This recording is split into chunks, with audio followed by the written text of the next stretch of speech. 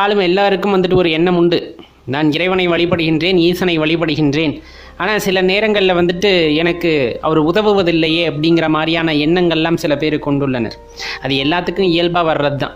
ஏன்னா எதிர்பார்ப்பு அப்படிங்கிற ஒரு விஷயம் சக நண்பர்கள் உறவினர்களிடமிருந்து தாண்டி இறைவனிடமும் அந்த எதிர்பார்ப்பு அப்படிங்கிறது வரும்போது இந்த மாதிரியான வார்த்தைகள் வருவது தவிர்க்க முடியாததாக ஆகின்றது. சரி, அப்போ நான் எதிர்பார்க்கறது தப்பா அப்படின்னா தவறெல்லாம் இல்லை, கொஞ்சம் பொறுமையாக கேளுங்க, தெரிஞ்சுக்கலாம்.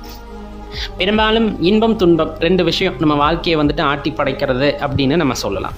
அதுக்கெல்லாம் அடிப்படை காரணமாக இருக்கிறது பார்த்திங்கன்னா ஆசை அப்படிங்கிற ஒரு விஷயத்தை வந்துட்டு நம்ம குறிப்பிட முடியும். அந்த ஆசை இல்லாமல் இருக்கும் பொழுது நம்மளுக்கு இன்பமோ துன்பமோ எது வந்தாலும் அது ஒரு பெரிய பொருட்டே இல்லை. அதே சமயத்தில் ஆசை இருக்கும் பொழுது அது வந்துட்டு நிறைவேறிவிட்டதாக நாம் நினைத்து கொள்ளும் பொழுது அது இன்பமாக நமக்கு தெரிகின்றது. அதே சமயத்தில் நான் வைத்த ஆசையானது நிறைவேறாமல் போய்விட்டது என்று நினைத்து கொள்ளும் பொழுது அது துன்பமாக நமக்கு தெரிகின்றது. நல்லா தெரிஞ்சுக்குங்க, இன்பமாக நமக்கு தெரிகின்றது, துன்பமாக நமக்கு தெரிகின்றது.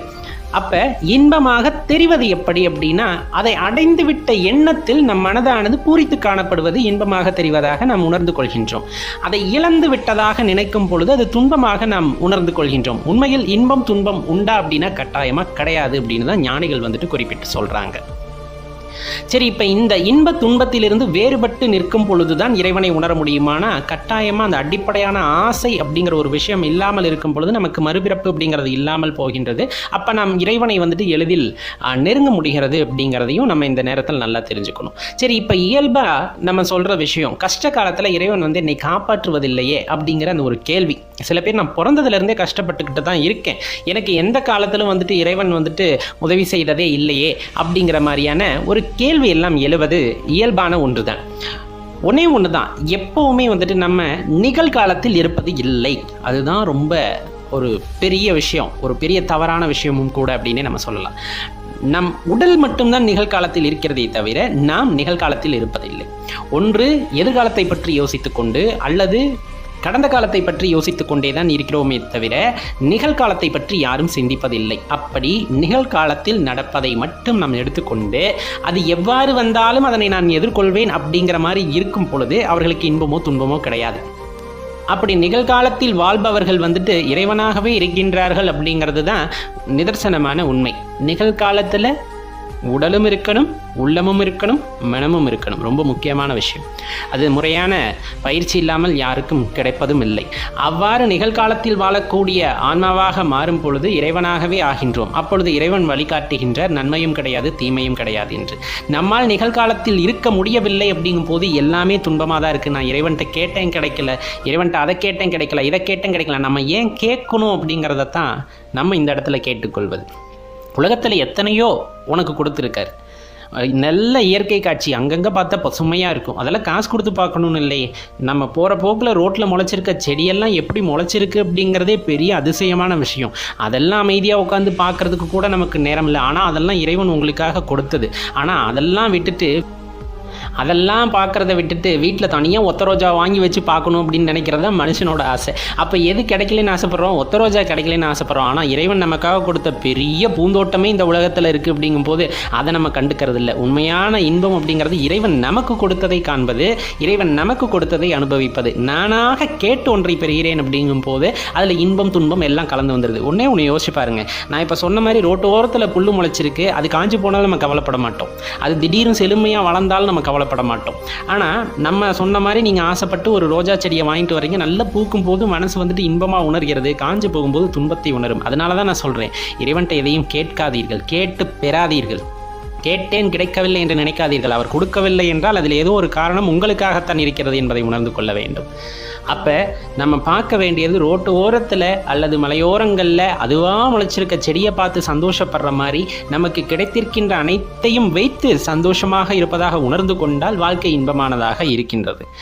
அதை விட்டு நான் மனதில் நினைத்தது எனக்கு என்ன வேண்டுமோ அதை கேட்டு பெறுகின்றேன் அப்படிங்கும் போது அந்த ரோஜா செடியானது பூக்கவும் செய்யும், காயவும் செய்யும். நான் கேட்டு பெற்றது எனக்கு கிடைக்கவும் செய்யும், கிடைத்தால் அதில் எதுவும் பிரச்சனை வரவும் செய்யும். அப்படின்னா அதுக்கு நம்ம தான் பொறுப்பை தவிர இறைவன் பொறுப்பாக மாட்டார்.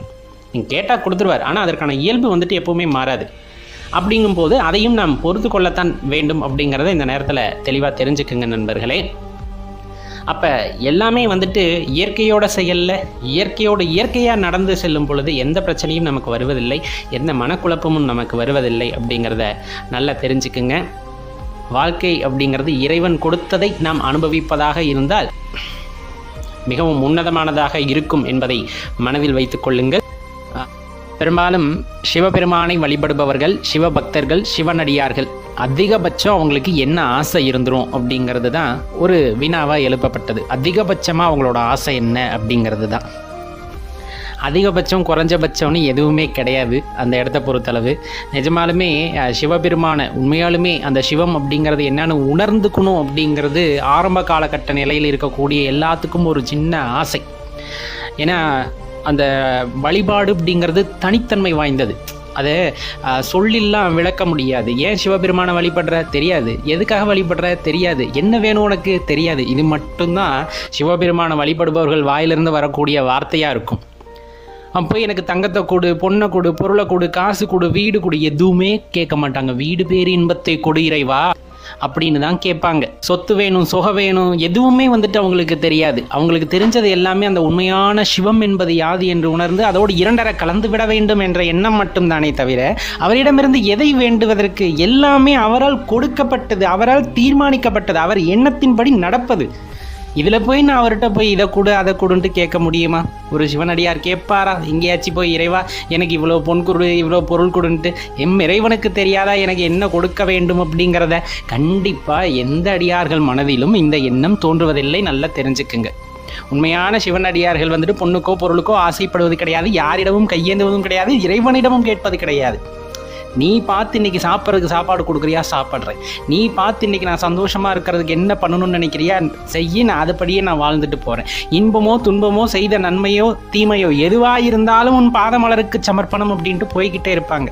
அதிகபட்சமாக அவங்களோட ஆசை அந்த சிவத்தை உணர்ந்து கொள்ள வேண்டும். சிவம் இருக்கிற இடத்துல நான் இருக்கணும்னு கூட ஆசைப்படலை. அவர் ஆடுகின்ற போது தெரித்து விழுகின்றதல்லவா புழுதி, அந்த புழுதி என் மீது பட்டால் போதும், அந்த தூரத்தில் நான் இருந்தால் போதும், உன்னோட அந்த நடனத்தை பார்த்து கொண்டு இருந்தால் போதும் அப்படிங்கிற அந்த ஒரு ஆசை, அதுதான் உங்களுக்கு உச்சபட்சம். 100,000 கோடி வேண்டுமா அப்படின்னு கேட்டால் சிரிக்கு மட்டும்தான் உங்களுக்கு தெரியும். எம் இறைவனின் தரிசனத்தை விட 100,000 கோடி எனக்கு பெரியதா அப்படிங்கிற அந்த ஒரு எண்ணம் எப்போவுமே சிவனடியார்கள் மனசில் இருக்கும். சிவாய நமங்கிற அந்த நாமம், ஓம் நம சிவாய அப்படிங்கிற அந்த மந்திரம், அதை விட பெரிய பொக்கிஷம் வேறு என்ன இருந்துட போகுது வாழ்க்கையில்? வேறு எதுவுமே கிடையாது. சொல்லி பாருங்க, அப்படியே உடம்பெல்லாம் சிலுக்கும். கோவிலில் போய் நின்றுக்கிட்ட பெருமானை பார்க்கும்போது ஓம் நம சிவாயன்னு சொல்கிற அந்த சந்தோஷம் இந்த உலகத்தில் வேறு எந்த இடத்துலையும் கிடைக்காது. மனசுக்குள்ளேயே எந்த துன்பம் வந்தாலும் எந்த இன்பம் வந்தாலும் சிவாய நமன் நினச்சா போதும், சிவாய நமன் நினச்சா போதும், நீ சொல்லக்கூட வேண்டாம். சிவாய நமன் நினச்சாவே போதும், எல்லாமே உன்னை தேடி வந்துடும். அவருக்கு தெரியும் ஐயா உனக்கு என்ன கொடுக்கணும் எதை கொடுக்கக்கூடாதுங்கிறது அவருக்கு தெரியும். நீ என்னத்துக்காக விரும்புகிற, அவரை சரணடையணும்னு விரும்புகிறோம். அப்போ அந்த சரணடைவதற்கு என்ன உனக்கு கொடுக்கணுமோ அதை தாராளமாக கொடுப்பார். அப்போ அவர் கொடுக்கறத மட்டும் ஏற்றுக்கிறோம். சிவனடியார்கள் அதைத்தான் செய்கிறாங்க. இறைவன் என்ன கொடுக்குறாரோ அதை அப்படியே ஏற்றுக்கிறாங்க. அவங்களுக்கு என்ன போய் ஆசைங்கிற வார்த்தை இருந்தால் சிவனடியானாக இருக்க முடியாது. எல்லா உறவுகளும் சிவமே அப்படின்ட்டு வந்ததுக்கப்புறம் என்ன போய் பெரிய ஆசை உங்களுக்குள்ளே இருந்துற போது? நான் அந்த சொன்ன ஒரே ஒரு விஷயந்தான், உன்னை சரணடைஞ்சிடணும். நீ ஆடுற இடத்துல தெரிக்கின்ற புழுதி என் மீது விழுந்தால் போதும், உன் கால் படுற அந்த இடமா இருந்துட்டா போதும், வேற எந்த ஆசையுமே இல்லை. நிஜமாலுமே ஒரு சிவபக்தர்கள், உண்மையான சிவபக்தர்களையோ சிவனடியார்களையோ போய் கேட்டால் இதைத்தான் அவங்க சொல்லுவாங்க. வேறு என்ன வேண்டும், வேறு என்ன இந்த உலகத்தில் இருக்குது? இறைவனை தவிர வேறு ஒன்றும் இல்லை அப்படிங்கும் போது அவரை நான் அவரோடு இரண்டரை கலந்து விட வேண்டும் அப்படிங்கிறது மட்டும்தான் அவங்க ஆசையாக இருக்கும். இந்த எண்ணம் உங்களுக்குள்ளே இருக்கா அப்படின்னு யோசிச்சு பாருங்கள். கட்டாயமாக இருந்தால் அவர் உங்களுக்குள்ளே இருக்கிறார், உங்களை ஆட்கொண்டு விட்டார் அப்படிங்கிறது தான் அதோட உண்மையான அர்த்தம். அந்த இன்பத்தை மட்டும் நம்ம அனுபவித்து கொண்டு இருந்தால் போதுமானது.